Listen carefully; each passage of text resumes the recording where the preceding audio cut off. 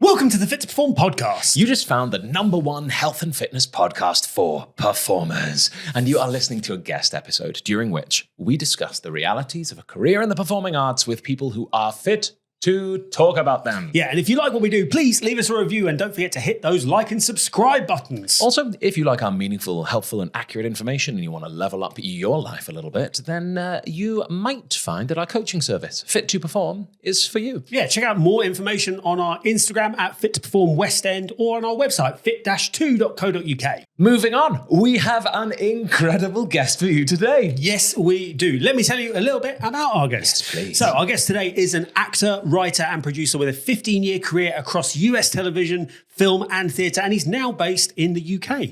His credits include The Last Ship, Scorpion, NCIS LA, I Love Dick, and the upcoming Netflix series, The Gentleman. Oh, yes. I loved that, the first series. First series was fantastic. Series 2 is going to be a banger. Yes. Alongside acting, he has produced a feature starring Danny Glover and helped develop a series with Morena Baccarin and John Noble.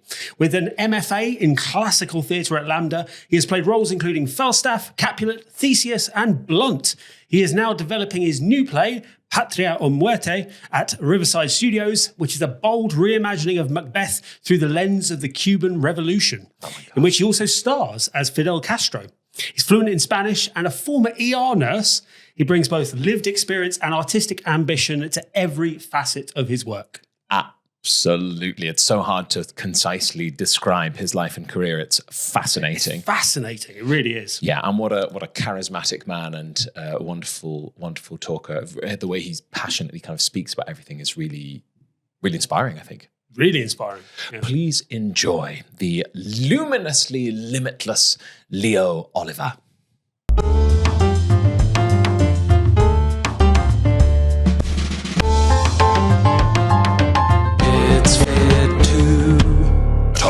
No, I'm excited to. I mean, honestly, I just saw that you're double fisting, I think, as well with the whoop on one and yes, it's the way you got to do it. I mean, I compare both sides, so I'm honestly really interested in the whole fitness side of it. Really, I know that that's your guys' thing, but the idea of being ready and not having to get ready and just keeping a continuous, healthy approach to this process of creativity and what that means in an industry that does not give you consistency a lot of times. Yep.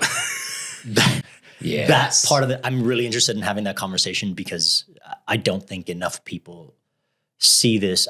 I mean, going to the gym is part of my job. Yeah. You know, and eating healthy is part of my job, and meditation is part of my job, and how all those things fall into place. I don't know. I'm just really interested in that concept of I really love the 3 examples that you picked, because when we're dealing with what we do, you know, there's 3 pillars, right? Which is training, nutrition, and mindset. Yeah. And if one of them is out of whack, you know, out of sync, then we're actually in trouble. And the chances are you're probably not going to be able to deliver at your best in that realm. And obviously, you know, for you spanning, you know, whether you're writing or performing, both, you know, and people don't really understand, I hope that's a fair question. People don't really understand that when you're performing, that is like volume, as it were, as we call it, or stress for your nervous system. Yeah.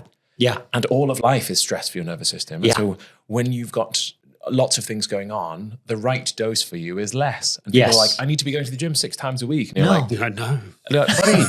Buddy, you're doing a show. Like, no. That is your gym. Yeah. You're like, we need to do some other stuff to supplement it. But like, it's not that. And it is obviously a lot more complicated. But I'm really, we're thrilled to hear you say that. It's exciting. Which is super exciting. I think the other part, not to jump ahead of it, but the other part that really people take for granted is recovery, right? Like that is, again, that's why I got onto the whole Whoop world, was because I was burning myself out. I was driving myself into the ground, ending up with migraines, ending up with just exhaustion, and thinking, well, an extra hour will make all the difference. And that extra hour after you've burnt out 2 hours ago, the returns aren't worth it. It's better to go take a nap in the middle of the day than it is to push through, because the hustle, the grind, I did it. I've been there. I've done that. And what's left, it's not. I think the sort of building muscle analogy is actually really helpful for this in all ways. That you go, people assume that you build muscle in the gym. No. You're like, you don't. No. Building muscle happens after the gym. Like that happens in the 48 hours afterwards. Like it's the same principle for most of this stuff. You have to put the effort in and then you have to actively recover well in order for that outcome to happen from the stimulus you put in. Yeah. And we have the same thing, if you're trying to write creatively, I'm going to make an assumption here, please correct me if I'm wrong. Go ahead. If you just sit and don't have anything else in your life and you just write for 14 hours a day, comes a point where you're like, this is bad now. This is what my output is bad. Like I need to exist outside of this and rest in order to be good and competent. Yeah, I think there's this idea of, again, the grind or the hustle mentality. I think that the world is starting to shift away from that, especially in the creative space, right? But I think life feeds art, right? And if you're just trying to constantly regurgitate or generate art from, and I've done it, in a room, in a corner, typing away, unless you've piled up life experience, enough life experience to then spew it out on the page from people and ideas and concepts that you've experienced and digested, then you're just recreating what you saw on TV yesterday, or you're trying to recreate this concept that's not true to you, true to the story that you're trying to tell. And you need to get out. You need to schedule times to go on a bike ride. You need to schedule times to hang out with friends, to shut down. And I know as actors, we're not supposed to do this. I'm 41. Like, I'm learning now to schedule time off. Yeah. To say my day is done at 6:30. My weekends are mine. Sure, something comes up. I get an audition and it's like, you got to get off book by tomorrow. Cool. Yeah. But I've banked the 6:30 off time for the last 4 days, and all of a sudden it comes in. Cool. For the relationship, for life, for mental health, being able to say, okay, I'll take an hour to just sit down. And I know, again, because of meditation, I know how to sit down and say, I can hone in for 1 hour.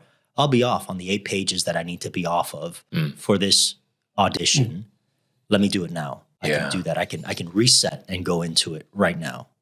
I absolutely love that. And that was a really difficult learning curve for me, I think personally. I'm guessing for you too. And I imagine for you, Bobby. You know that. You know that's true for me. That it was like, I didn't switch off ever. This wasn't even that long ago. Yeah. We're talking, probably 3 years ago, having a different conversation about this. Yeah. Because I just worked all the time. I was like, I can get there quicker if I work for 16 hours a day, then I sleep and get up and do the same thing. Yeah. And there is a place for that. And part of that sometimes is when you're like, well, I'm not in a privileged enough position to be able to do anything but that. However, the reality and the outcome of realizing what you're talking about is that the output is so much better. I'm healthier. What I achieve is better. And I'm like, oh, this was... you have to sort of experience it and allow yourself to do that thing, to understand, I think, and go, oh, okay, yeah, I get it. Yeah. I get it. Turns out just trying to switch off at 6:30. Sometimes I slip back in. Like, in fact, right now we're in a sort of heavy work period where it's like, oh, okay.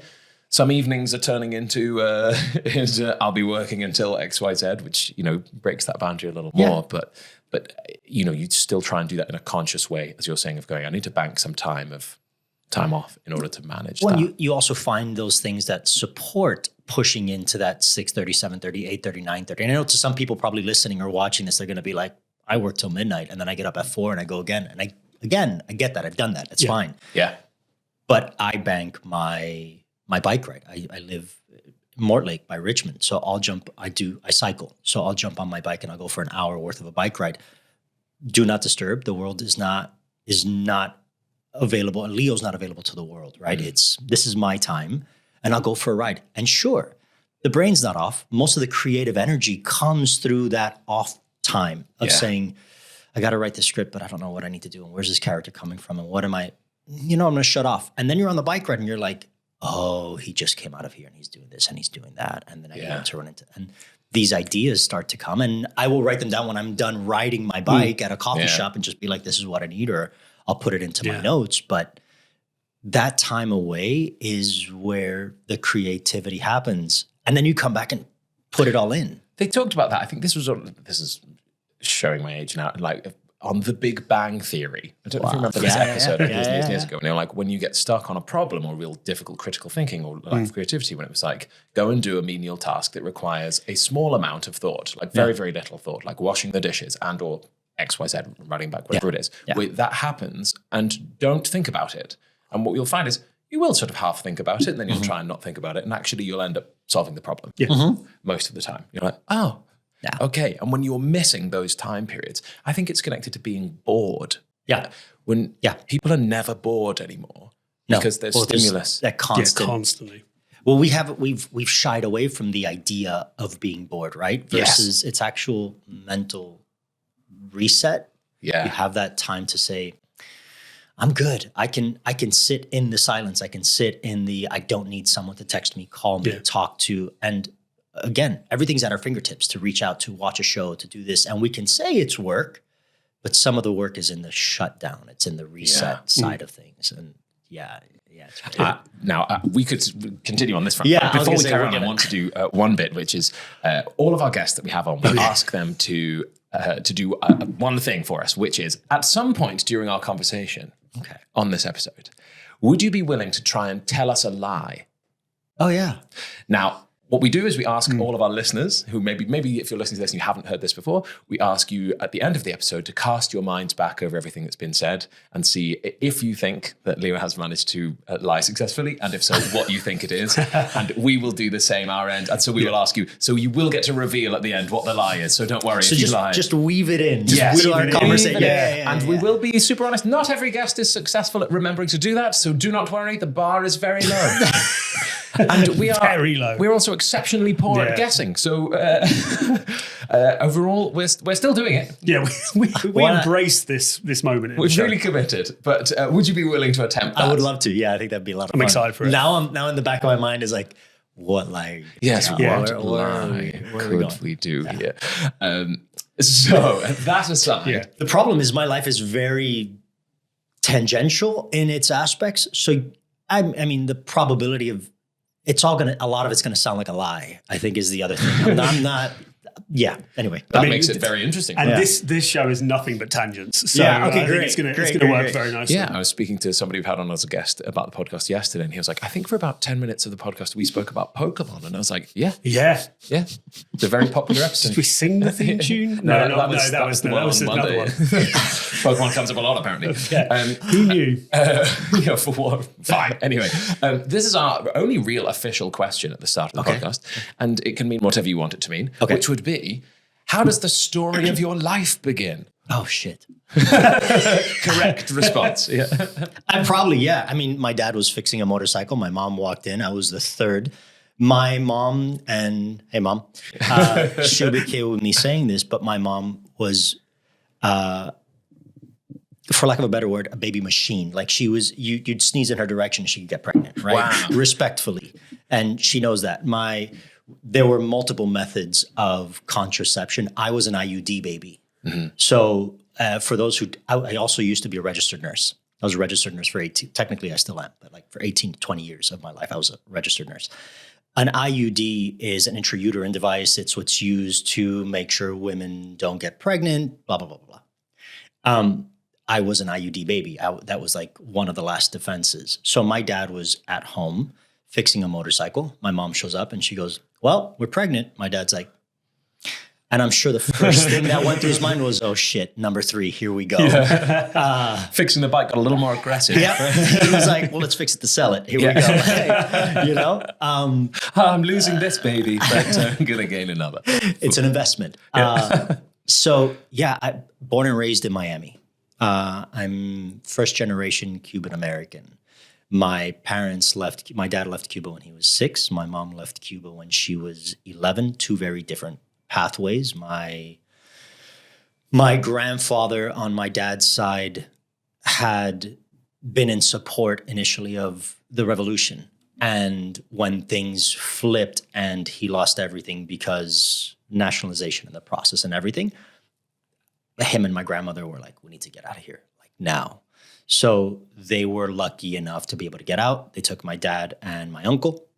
My mom on her side my uncle became of age for the military. They were about to drop the military age. So my grandfather was like, we need to get out now. They hadn't planned on leaving initially, even though everything was also stripped away from my grandfather because he wasn't in favor of the revolution. So my grandfather and my uncle left, went to Spain, were claimed in Spain by family in Miami. And then 2 years later, my grandmother and my mother were able to leave. They went into Spain as well. And then from Spain, they were claimed into Miami. What does claimed mean in this context? Sorry. So from an immigration perspective, family in the States had to say, that is my family. They can come here. They can come here. I will take responsibility and Amazing. claim. Reclamaron o declamaron. That's basically what they call it. Cool.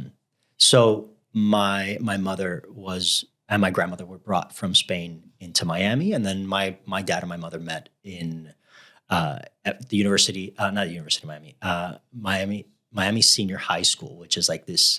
It's where all the Cuban kids basically went to school in Little Havana, which is a part of Miami. Miami's very Cuban at this point, very Hispanic. If you want to, it's Colombians, Cubans, Puerto Ricans, Dominicans, anything you can imagine, specifically from the Caribbean and South America, they're there. If either one of you showed up in Miami, they'd speak to you in Spanish first and then realize you don't, or maybe you do, but you don't speak Spanish or you're not of Hispanic descent, and they'd expect you to understand Spanish to begin with. It's very that. So I grew up there. I wanted to be an astronaut when I was a kid. Very good with physics and geometry and math, and my dream was I absolutely love space. this because to be an astronaut, and even as a child, when you say to somebody, I want to be an astronaut, somebody probably explained to you that to be an astronaut, you need to be basically above excellent at everything.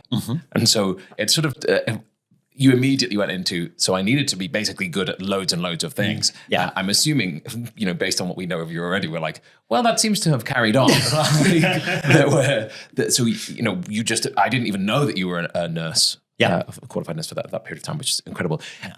So which of those kind of took precedence? Were you just passionate about loads of things? How did you go about learning all this stuff? When it came down to the idea, I understood what I needed to do. I was young, but I knew what I needed to do to be an astronaut. My uncle's in the aerospace engineer world.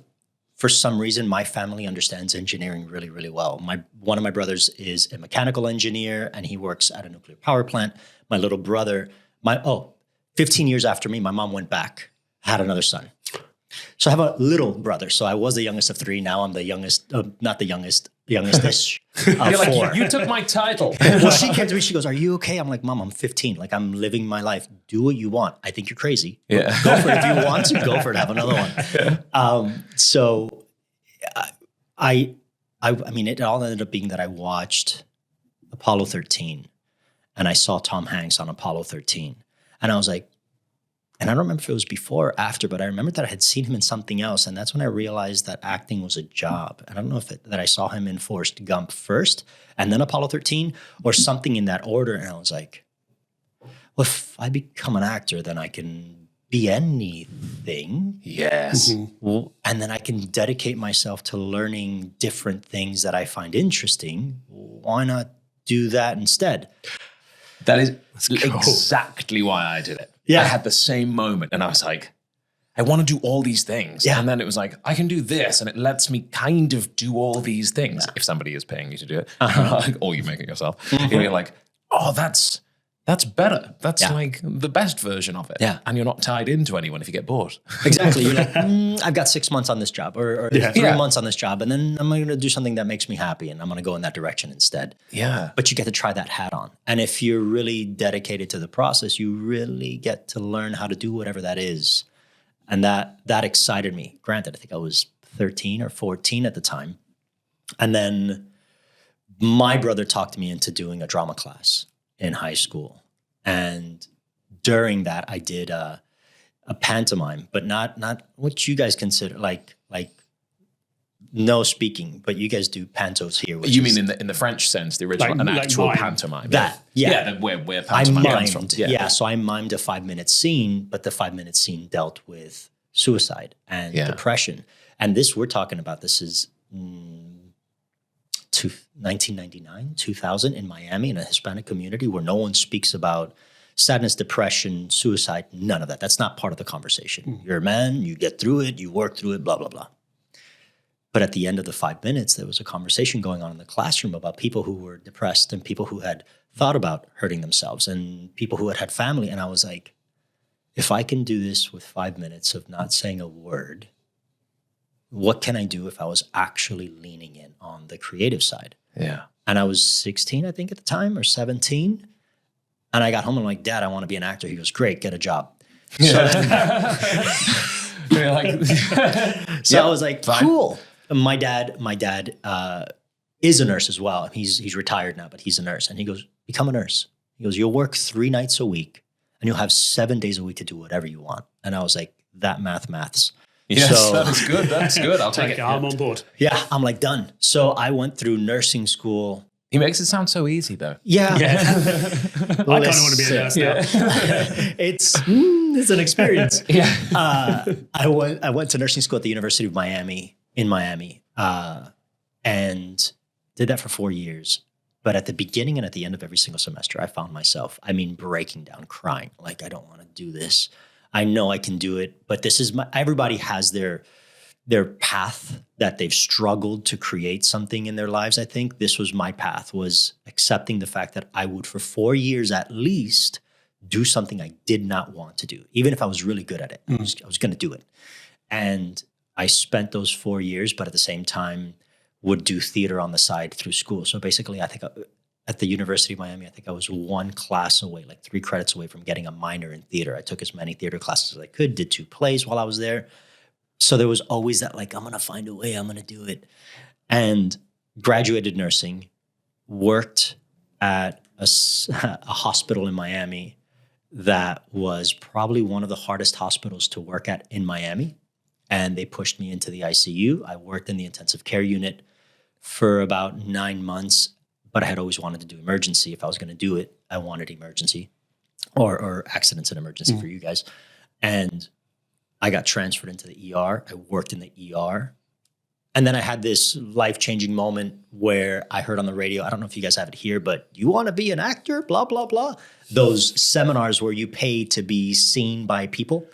I went through the process of auditioning for that. And I kept on getting moved on and on and on. They're like, you're really good. Here, take this card. Hey, you're really good. Take this card. Until there was this showcase happening in Orlando from from Miami up to Orlando. I drove up, did the showcase, and I ran into a manager who was like, you're really good. We should talk. So we had a conversation after. When he found out I was 23 years old and I had no credits and I didn't have my union card and I lived in Miami, he goes, can't do anything with you.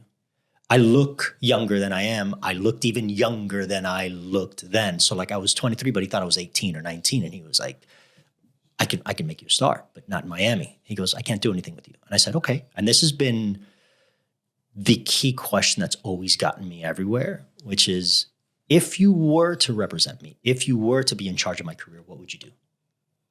And most of them are like, oh, okay, well, first I was da-da-da-da-da. And they go down the list. And he said, I'd move you to LA, I'd get you into an acting class, and I'd get you some credits under your belt. And I said, done. So I reached out to my job. I put in my 2-week notice. I called a nursing travel company and said, I want to be in LA in 2 weeks. They said, we'll give it a shot. I got a job in LA and I drove cross country from Miami. It took 7 days to drive from Miami up through the US, but all the way across. Picked up my license, my nursing license in Northern California, in Sacramento, in the capital, and then drove down into LA. And then I started working in LA in an ER there. And I stayed in that ER I started in their ICU, and then they pulled me into the ER because they noticed that I could do both and I would jump between both sides of it. But I ended up becoming the charge nurse, one of the charge nurses in the ER, specifically overnight. I used to work night shifts. Like that was my main thing. And I did that for, I think, 16 years in LA. Wow. So overall, actively practicing as a nurse, I think it was 18 years. Yeah. This is such a sort of, forgive me for the bluntness of this question, but is there like something, the most interesting thing that you learned from that experience? It must be from possible nursing. to condense down, but...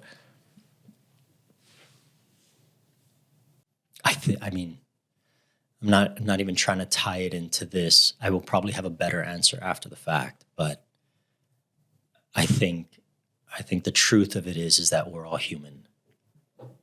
It doesn't matter whether it's someone, when people are thinking they're going to die, you see humanity in its rawest form and the simplicity of who a person really is and what matters to them most, whether it's, I need to call my parents, or I need to call my son, or I got my cats at home. Someone needs to take care of my cats. And you realize that everybody's just human. And that trickles back or seeps into the way that I do my work, which is to find the human within whatever role that I'm playing. Doesn't matter if the person, whether it's the patient or the character I'm playing, if they're a drug addict, there's still something underneath that. There's a person that became that or is that even in this moment. If it's an alcoholic, if it's someone who's been arrested and they're coming in because of whatever reason, because we have to get their blood work for them before they go and get transferred off to the hospital, whatever it is, or to the prison. At the same time, also, I look at things from this perspective. I tend to play the bad guy. Like, that's just what I get fed and I'm okay with that. They're better parts anyway. Oh my God. Way more fun. But they're human, right? Underneath it all, no one, unless they're trying to do something, sitting there, they're not, right? So who's the human underneath? Where does that come from? And how does that feed the intention, the drive, the purpose, the reason for... Nursing is that we're just, there's a human underneath. You're treating a person, you're not treating a disease. Yeah. And that you can separate the difference of something you're trying to eradicate and something you're trying to help survive. You're helping the human survive, the person. And they might be back tomorrow with the exact same illness because they've done it to themselves, and that's fine, but you're trying to help the human underneath. I love that. Yeah. And so then somehow we have this Masters of Fine Arts at LAMDA, but what brought you then from there to here? How did we was it that Masters or was there something else? It was the Masters, but how we got to the Masters is I'm gonna condense it as much as I can. I studied Meisner. Meisner was like my root. Hold on, people stop messaging me. I was like, the temptation to repeat what you said back at you is strong. The temptation to repeat what I said back to me is strong. That's Meisner, kids. There it is. You're welcome. For the acting aficionados listening. So I did a 2-year course with an amazing teacher by the name of Alex Taylor in LA. Alex trained under Sanford Meisner. I started at the Meisner Center in LA. And then we transferred over to another school because that school ended up closing down. But we left with Alex. A group of us left with Alex. And he taught me the basis of everything that I do, everything that when it's not landing, I go back to those basics. Mm-hmm. Normally it's landing, but when it doesn't, it's like, what's missing is da-da-da-da-da-da. So I got out of class. That was a 2-year course, finished that. And then I started seeing work and I started going out for work, but either it wouldn't get finished or it would get finished and it wasn't good enough. And I was like, the quality can be better. I can do better. So then I sat down and I said, well, I just want to write. Let me just start writing my own stuff. Mm-hmm. Blake Snyder, Save the Cat, read that book. That book gives you the simplest breakdown of structure. I had already started writing a script. The structure came in from my knowledge of TV and film. I had the bones, and then I just made it work. And then I showed it to some friends. They were like, I was part of a writer's group, and they were like, this is great. This is probably the most ready script to be made. I said, great, let's make it. And they're like, well, we could always rewrite it. And you could always say, no, listen, I'm not a writer, which I fought that for a very long time. I said, I'm not looking to be a writer and to rewrite this and to sell it. I want to make a movie. I want to create. And I think that's what I've come to understand is I'm a creative, a creator, that my goal is always to put something out to share with people, not to sit in this like cycle of rewriting. So I went off and I decided to write my own feature, produced my own feature. I'll skim over it. We can go back to it if you want to later. Produced it, sold it. That led to getting an agent. The agent got me a bunch of TV and film work in the States, did a bunch of TV shows. And then my producing partner from The Shift, from the movie that we did, we had a friend who gave us a script and said, we want you to produce it. I want you to produce it. I want you to act in it. It's a feature. The feature ended up getting funded, but then ended up getting funded to become a TV show. We rewrote the feature into a TV show, shot the TV show. Then they were like, can you also make it a feature? And we're like, what?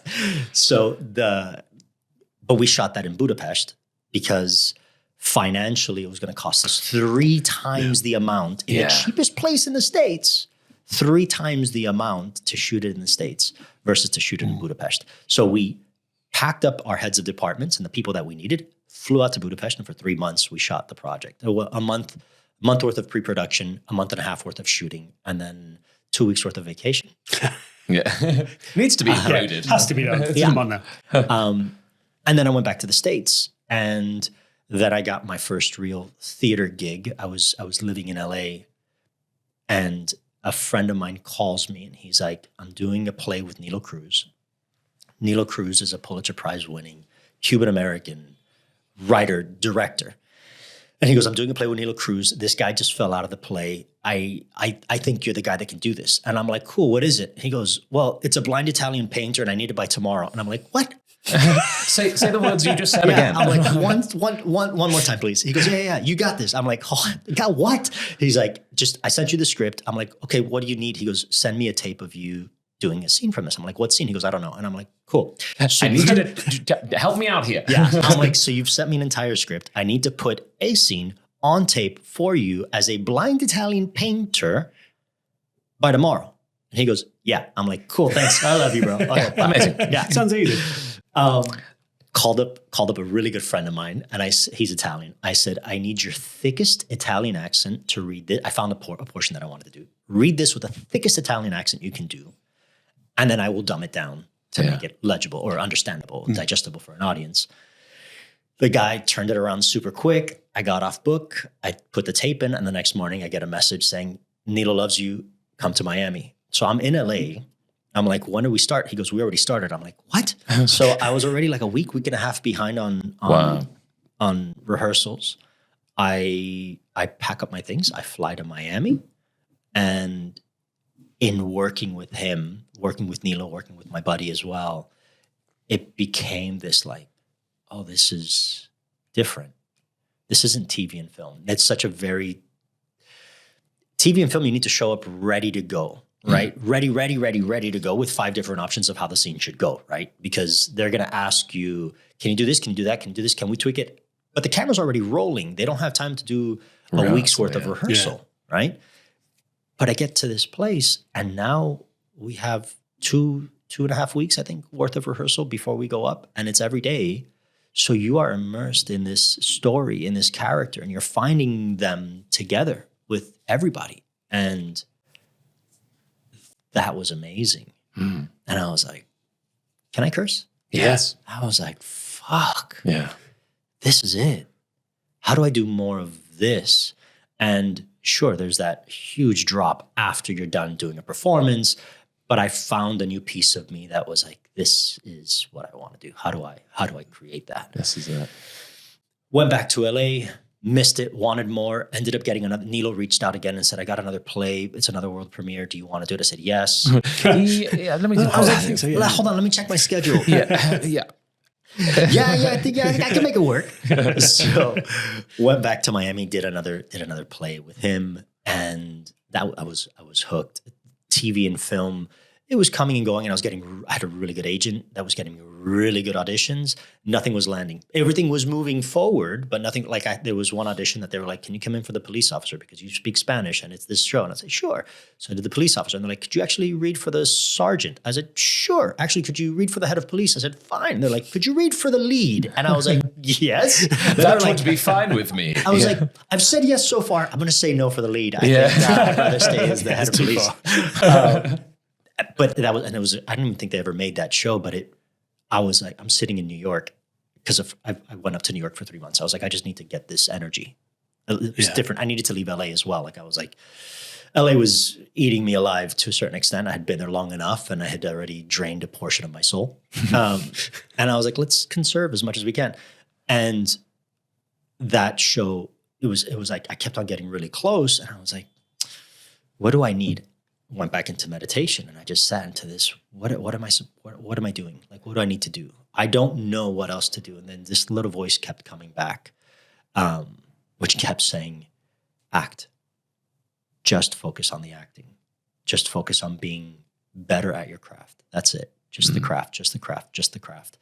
And I'm like, how do I do that at this point? Where I'm learning is on set, not in classrooms and not in scene studies I need. So decided to look into schools and I was like, well, maybe I can deepen my knowledge base by going somewhere where they're going to tell me what I need to do in a way that I've never done it before. So I auditioned while I was in the States. I auditioned for Juilliard and for Yale. Juilliard felt really dry. In, thank you, out. And I was like, okay, cool. The day before I had auditioned for Yale, and I think her name is Tamara Woodard, I believe. She's the head, or was the head, I think she still is the head of the drama school. And I did my first monologue. Granted, it was Shakespeare. I had never done Shakespeare in my life. And I was like, cool. And I went to move on to play the next one. And she goes, can we play with that? And I said, please. I'm like, let's go. I'm like, this is what I want. Like, this is the creative process. Yeah. Let's churn this thing out. Worked on the monologue for about 30 minutes. And at the end, she was like, I'm so happy you're here. I can't wait to see you again. And I said, great. And I'm like, got a call back. Didn't get a call back. And I was like, So much so, and I'm not that guy, but so much so that they're like, if your name's on the list, you're good. If not, thank you so much, blah, blah, blah. And I walk on, I'm like, my name's not on the list. Did they miss me? So I was about to walk out and I'm like, I'm just going to be that guy. And I go up to the guy that's running the auditions. And I said, I'm not that guy, but I'm going to be that guy. And I'm going to say, she said this. I don't want to walk out and be like, fuck, I should have asked. Can you just, and he goes, she said that? And I said, yeah. He goes, give me a sec. I'll be right back. He walked in. He walks back. He goes, no, it's a no. I said, okay, cool, no problem. Put that away. And then I was like, well, if I'm really going to do this, what is the goal? What is the process? And I started making a spreadsheet, and the spreadsheet turned into LAMDA's still having auditions. I don't even know what LAMDA is. LAMDA did not exist as a school in my mind. It did not have, I don't think that I still think that it doesn't have the weight that it does here in the States. And I saw that they were having auditions. I saw that it was a 1-year MA course, which ended up becoming an MFA. But it was a 1-year MA classical course. And I'm like, I know nothing about classical theater. What if I just focus on that? Their website said no more self-tapes. You need to come in person. Da, da, da, da, da. And I'm in LA and I'm like, so I sent an email and I said, listen, here's my headshot. Here's my resume. Here's my IMDb. This is what I am. This is what I do. This is what I want. I can't make it in person, but I have all my tapes of all my monologues. May I send them to you guys? Would that be okay? I get an email back from admissions. They're like, yeah, send us your tapes by end of day. I got that the next day at noon, which meant over here it was 8 p.m. End of day was gone. I didn't have my tapes. So I'm like, you're like, I will record some stuff. I'm like, here we go. Yeah. So thankfully I had been doing the monologues enough that I put up a camera and I just kicked them out. And I think the first take of each one, it's da-da-da-da-da. Probably the best self-tapes you've ever done as well. Literally. They're like, have this. Go. Yeah. Go. And shot it, sent it in. And that was the whole weekend passed. And then Monday, nothing. Tuesday, I get an email saying, finish your application. Would you be willing to come in I'm going to push this forward. Would you be willing to come in for a callback? And I said, what do you mean come in? So they have callbacks or recalls in New York and in LA. And I was like, I'm in LA. I'll wait for you guys. It was February. They were coming in March. Went in, met with the team. I had 4 people on the panel. One was this guy by the name of Rodney Cottier, he's like a legend when it comes down to Shakespeare. Like they fly him around the world teaching and talking about Shakespeare. And I did my monologue from Claudius from Hamlet. And then that's the only monologue I did. And I did a scene that they had for me. And then it was just a conversation for like 20 minutes about why London, why here, why that, why this. And I was like, I'm at a place in my life where I can do this. They're like, why are you, they were like, why are you stopping your career? I'm like, I don't see it as a stop in my career. I'm adding a piece that I don't have, that I've never had. And if I can learn this, that will increase my viability within the industry. That's the way I look at it. And then life happens, and 3 strikes and in the US, from the writer's strike to the actor's strike to the directors almost went on strike, and then IATSE. So it's like the entire industry froze for the entire year that I was at school. And it's still trying to find its footing. But in the process of it trying to find its footing, so much of that work has started to make its way this way because it's cheaper to shoot here. Same way we had already shot, well, in Budapest, but shot in Budapest in 2019. So like, it's almost serendipitous. Like, just life has lined itself up in a way that I've started just following versus forcing. And that has made all the difference. And that was a lot. No, but super, super useful. I want to get to the show. Cool. However, just before we speak about that, because when I was reading about you, when looking at, let's call it advanced stage combat. Let's say when we're looking at saber, small sword, plus unarmed, obviously. Then boxing, kickboxing. You do scuba. We've got what skill? Latin dancing, right? Like salsa. Yeah, but that's in my blood. That I never learned that. I just do it. Fine. I didn't take that class. I came out. It's just, so with all of that combined, plus as you spoke about earlier on, it's looking after yourself being part of your job. Like, how do you go about keeping your instrument working at its best through everything that you do? Do you have any tips or secrets for people? Yeah. Everybody's talking about it now, but I started when I used to be a cheerleader. I was a competitive cheerleader when I was in high school. I've just always been physically active, maybe not in the most normal of ways, but just constant. I was very good at math. I used to they didn't have the math that I needed in my middle school, which is like 6th grade to 7th grade. I was 6th grade to 8th grade in Miami. So I would start school to take, I think it was geometry or pre-cal or calculus, something in high school, because they had it there. And then I would rollerblade from high school to middle school and then take the rest of my classes in middle school. So I've always had some type of physical activity that was built in. And then from that, I got picked on in middle school. So then I got into kickboxing, and then kickboxing became my thing. And then from kickboxing, I saw my friends who became my friends doing gymnastics on TV. And I was like, oh, well, I want to do gymnastics. Join cheerleading. So it's just been following this little instinct inside of me that says, that's what you want to do. Just go down that route. And I've just always stayed physically active. If I can, I don't drive here. I love cars. I love motorcycles, but I don't drive here. I cycle almost everywhere, or I'll take the train. But I always find a way to stay active one way or another. If I can get my heart rate up and get myself breathing hard for a portion of the day, every single day, one way or another, I'm good. But then there's the recovery. People were making fun of me when I was at LAMDA. But I was like, find a good masseuse. You need to find somebody to help you release the tension, get it out of your system, and get the flexibility back. When we were doing all the fight choreo and everything that I was learning at LAMDA, I was blessed that I had done and played so many sports that I was able to grab and get on with the fight choreo very quickly, to where other people were asking me, would you be my partner? So I had multiple partners.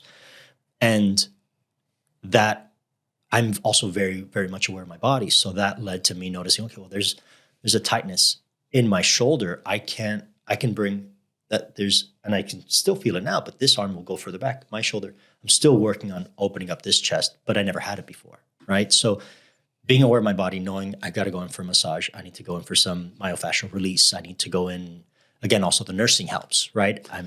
I know the things I need, and I know what my body responds to. So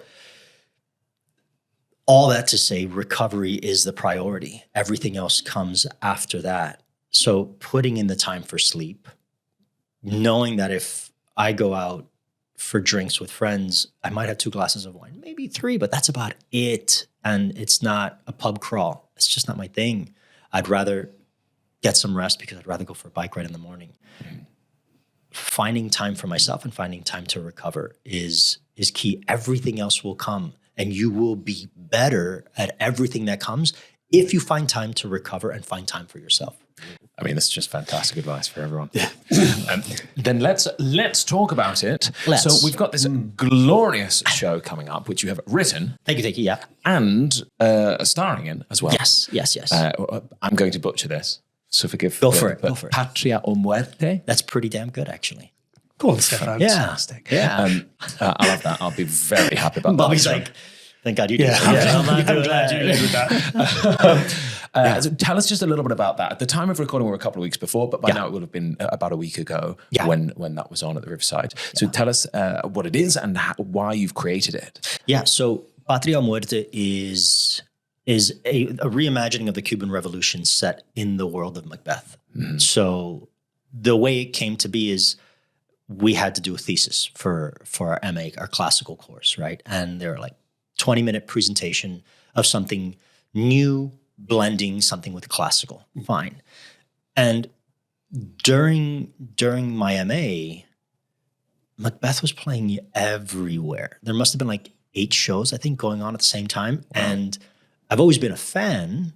I want to say always because not Claudius, that's Hamlet.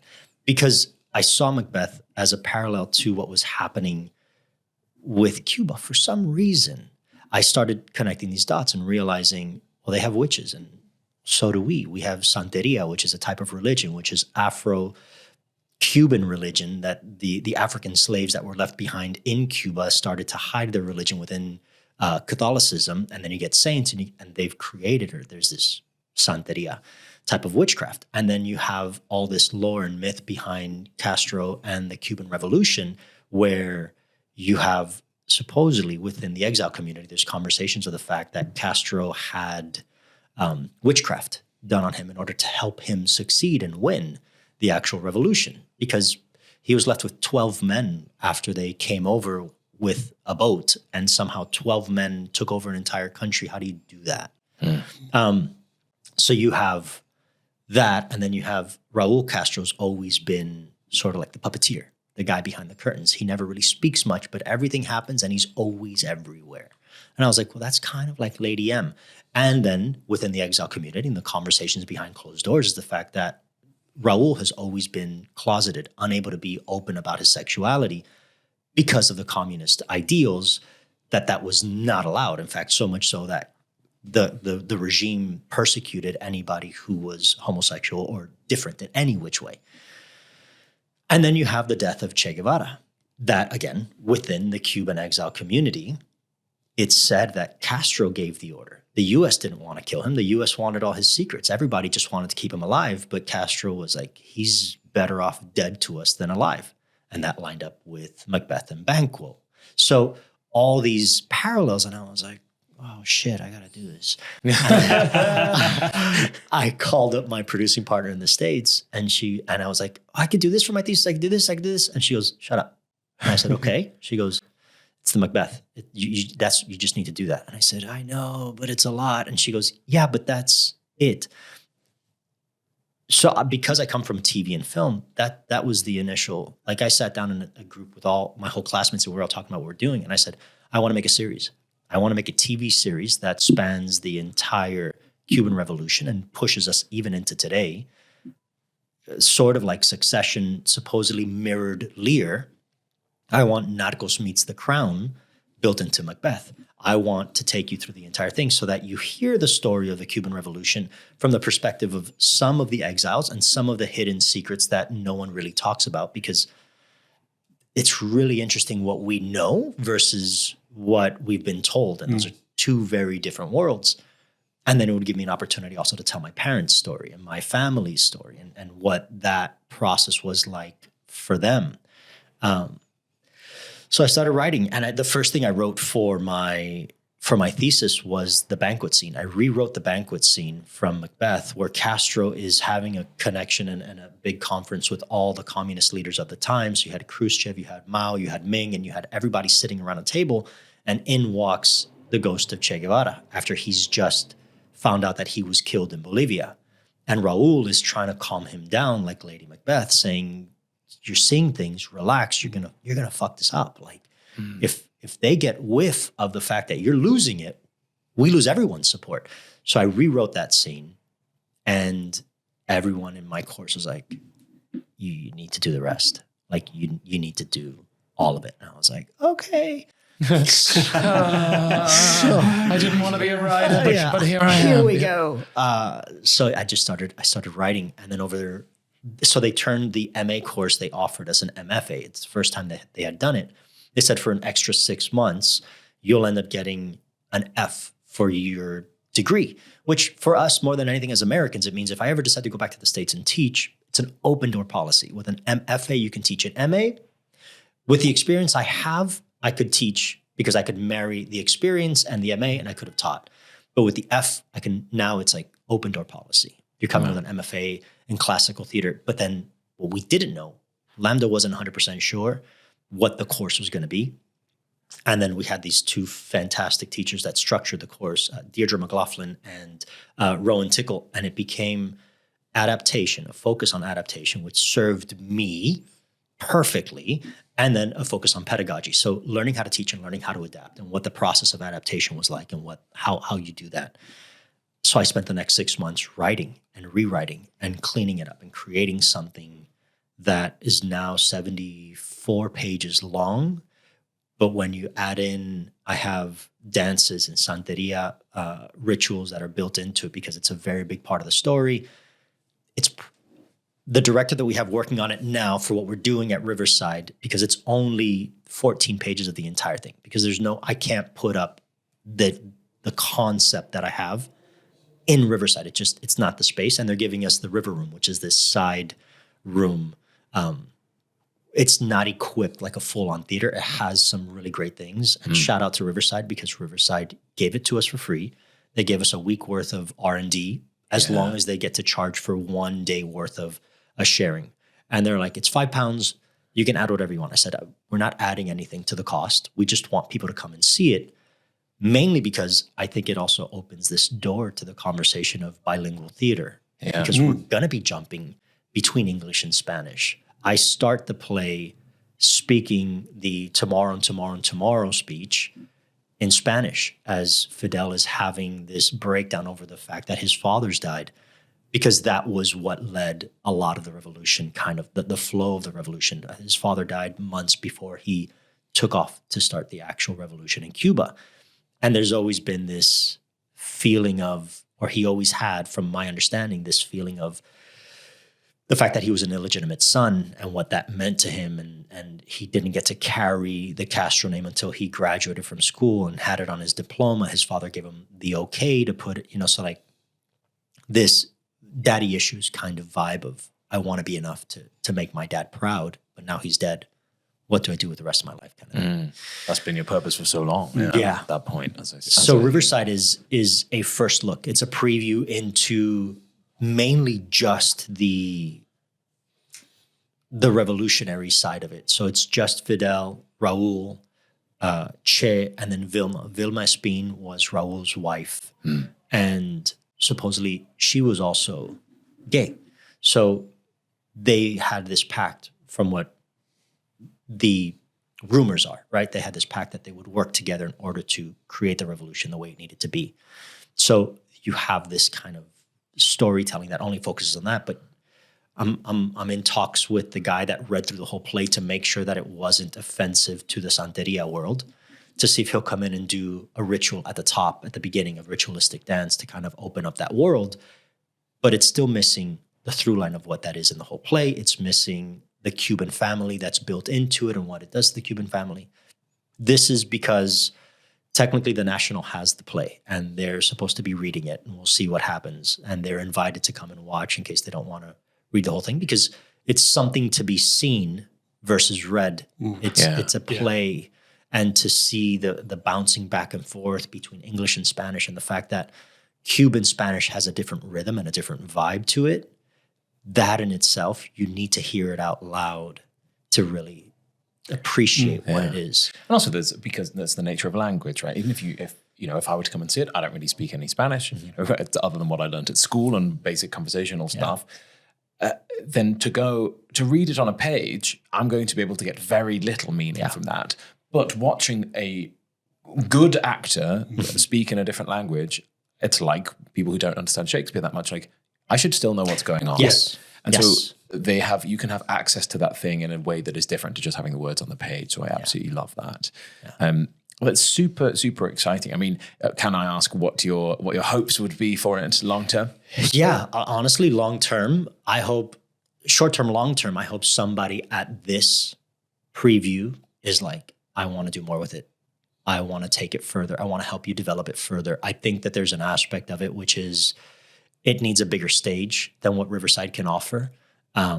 The Bristol Old Vic is interested, so they're going to come. They asked for the whole play, and they're going to come and they're going to watch. So potentially, they see it, they're like, yes, let's go, and they can help us fund at least a month worth of a run with the rehearsals and everything that it takes to put it on, and then owning that IP and someone saying, what else do you have?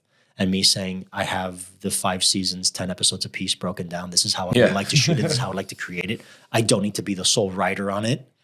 Let's get Stephen Knight. Let's get somebody that understands writing stuff like this of this magnitude. Let's take it to Netflix, or let's take it to the BBC, and let's say, how do we create this story? Because it's not a story that a lot of people know. They think they know, but the minute that you say Cuba, people say, oh, cigars and malecon, which is that breakwater that they have on the edge, and fancy old cars. And it's like, yeah, and Che Guevara. Yeah, but what's the underlying story? And what is in today's world, right? What is this? How did they get there? Because if you think that Castro and Che and everybody started with the right intentions, how did that devolve into where we're at right now, which is the country's falling apart, and it's been falling apart for years? How did that crumble if they had good intentions to begin with? Because everyone has their intentions, and from the US, there's intentions and things are happening, right? So how can we learn from the past so it doesn't repeat itself in its own way? That. Yeah. And the best thing, I think, well, not the best thing, but one amazing thing, if you are a producer listening to that and you go, well, this has an incredible story based on, from a classical background, plus the reality, those two elements. But you also do have, and like, the thing that you said is almost a negative, that people go, oh, they know just these things of Cuba, are also almost like their own IP as an identity, as a reason some people would choose to watch it anyway. Because some people go, oh, I love what I know about X, Y, Z, about Castro, and I'll watch that. I'm interested in that. And then they're introduced to their story. And other people, there's so many reasons for people to engage with this and to then enjoy that potential thing. I mean, I would watch it. It sounds amazing. You guys should come on the 23rd. Come on the 23rd if you're available. It's a Sunday. It's a Sunday at 3 p.m. at Riverside, and it's technically, like I said, it's only going to be about a 30-minute conversation or presentation, and then a conversation after the fact. If you guys are around, you're more than welcome to come. We've had a little discussion about it already. It's super exciting. I guess we should. Is there anything about the industry that you would like to see get in the bin? Yes.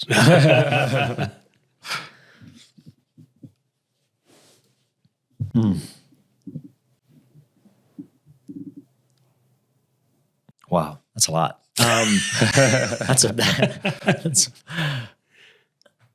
think more than get in the bin, I think it's a restructure, reimagining of the approach. And I'm kind of throwing this over to Alyssa, who's hiding in the corner, but the approach of supporting emerging talent. I think we do a lot to support the people that have made it. I think we do a lot to support the process of making money with the people that have made it. But the same way that you have rules and regulations for union jobs, that you are required to have a certain number of union members on this job and on this thing, I think, sure, we can allow them to be vetted and we can allow them to have a potential gatekeeper, because there's always going to be someone. But I think there should be some new grads on almost every single project. I think whether it's a new grad that has come out of a traditional training or someone that has proven their mettle by some way, shape, or form, I don't have the answer, but someone who does not have the credits to be given that opportunity to be on set or to be on stage with people that are still at the peak of their career. Because if it's my first time on a set, I can learn from the guy that's been doing it for 30 years just by being quiet in the background. Not everybody can, but there are certain people that can.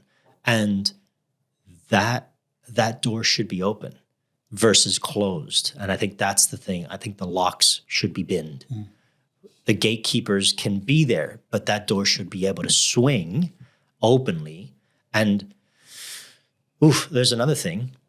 As an immigrant, right? As someone coming into the UK and saying, I've just finished my 2 years, I've got, or a year and a half, I've got my 2 years worth of my graduate visa. I've got 2 years to prove that I am valuable enough to stay here.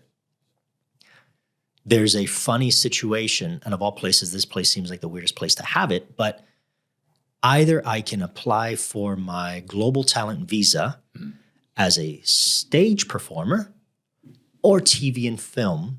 I can't merge the two. Wow.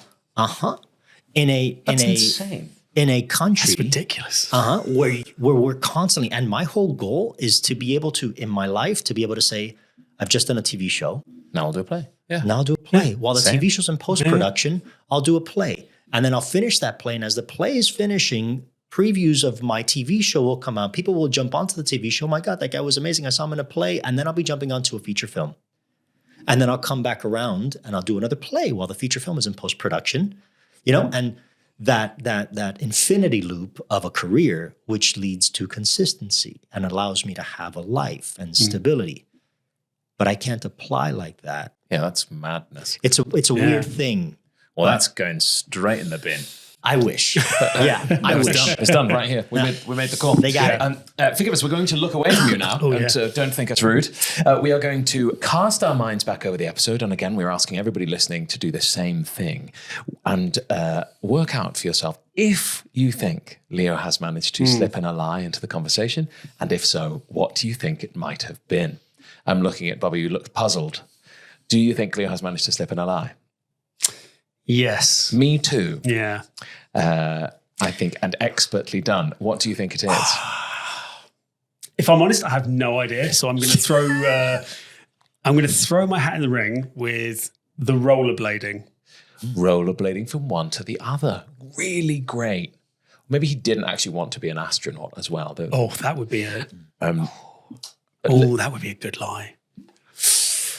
Especially if you've got family in mechanical. Let's go for the rollerblading because it's fun. It's ridiculous. It's definitely going to be now the astronaut thing, isn't it? Well, let's find out. Okay, Leo, did you manage to successfully lie during the conversation?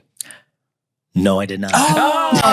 So all true. I absolutely love it. Yeah, totally forgot. Totally. I think I was just on this. Love that. In which case, let's play another game. So we're going to play a game of this or that. It's going to be 1 minute on the clock. Stefan will give you 2 options, lightning round style. We're trying to get through as many of these as possible. Okay, 3, 2, 1, go. Eggs or bacon? Bacon. White bread or brown bread? Brown. Matinee or evening show? Matinee. Dogs or babies? Dogs. I'm realizing this is the wrong way around. Can we go back? I've done something really weird. Yeah, I don't know what you've done here. I'm so sorry.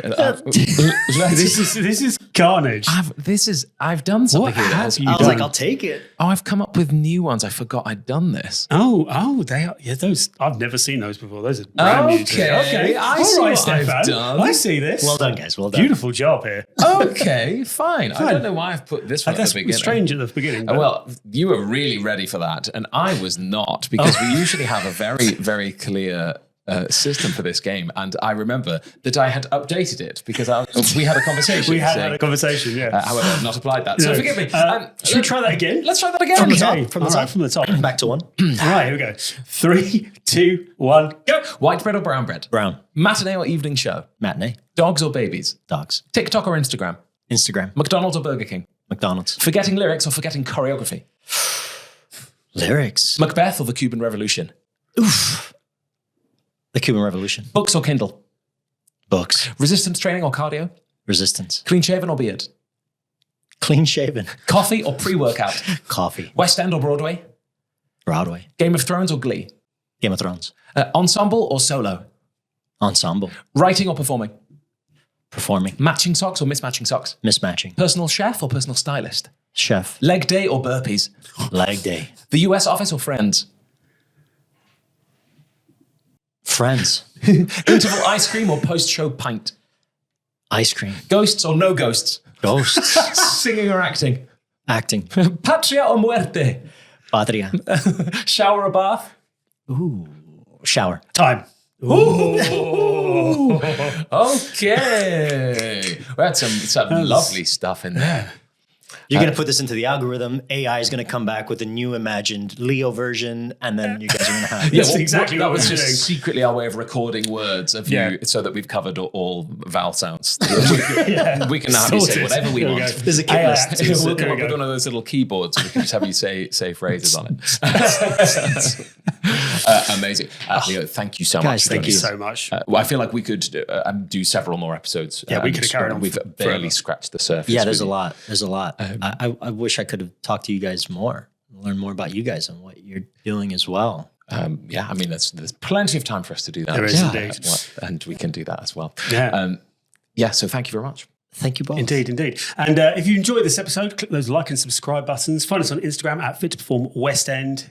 As always, if you've got any questions you want to ask us, you know what to do. Slide into those DMs. I'll be in there rollerblading.